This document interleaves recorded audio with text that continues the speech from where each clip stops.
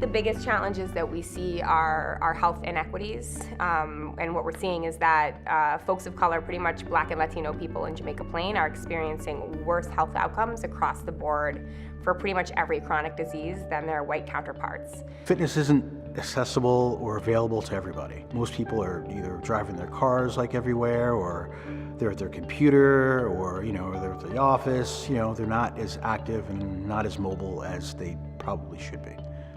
We tend to treat the symptoms and not the cause of some of the things that cause us to become unhealthy. This is a real problem in the immigrant community because many people, they don't have time to go outside and exercise. They have to work for at least 14 hours in order to make a living. Like most employment opportunities in this city and in this country, jobs are racially redlined, right? And so certain people get to do certain things and certain people get to do others. Employment is having a much bigger impact on health than whether you go and do Zumba for an hour, right? Like that's a downstream intervention, and an upstream intervention would be to look at employment inequity. So I really love the kind of conceptual framework behind Train4Change.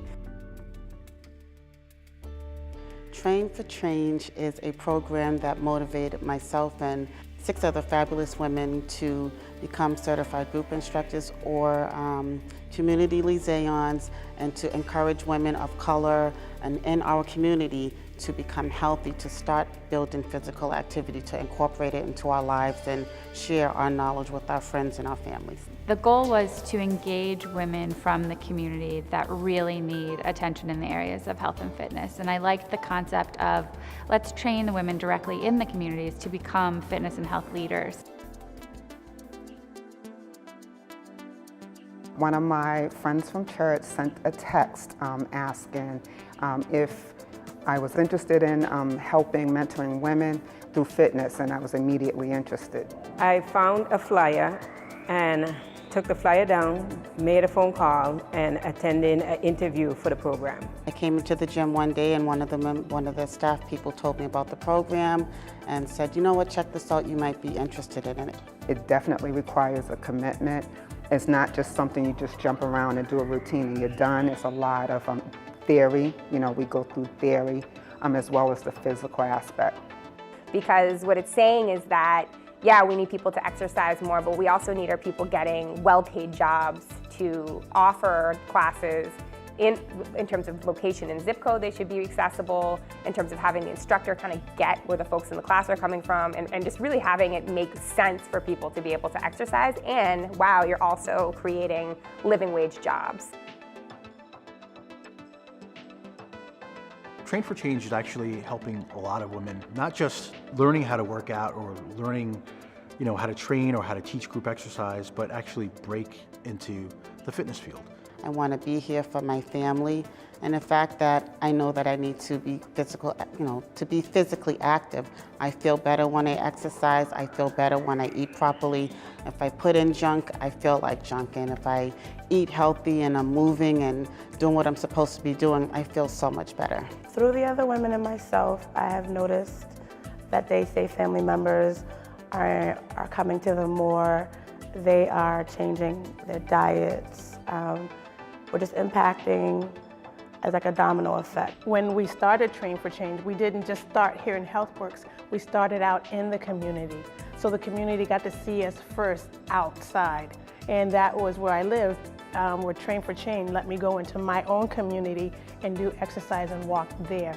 With people in the gym or folks that are starting a workout initially, the main thing is feeling comfortable and being encouraged. I realized that I'm stronger than I thought I was, I'm more capable than I thought I was, and that if I set my mind to something, I can achieve the goals that I accomplish.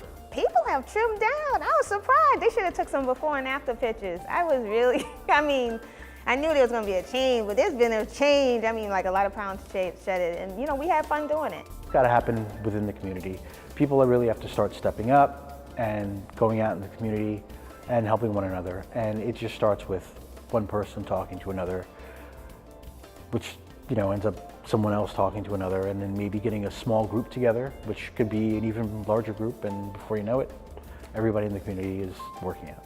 there is a lot of momentum, there is a lot of opportunity, and we are building a space to promote health as a really, really important issue in our communities.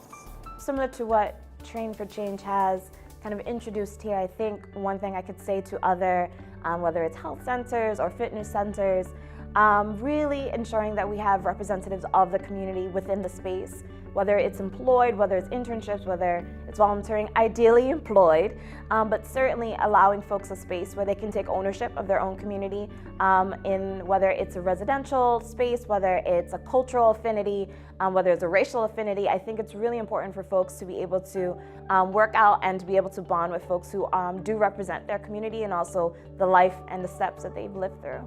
Studying for the APA exam was tough. Again, balancing work and a family and learning exercises and building routines and getting in front of other women and teaching classes. It's like, whoa, like, you want me to do that? You watch these things on TV, you see the people and yeah. Well, they don't look like me, they're not shaped like me. And now that I'm able to say, you know what, you can do it too. If I can do it, you can do it. Let's do it together.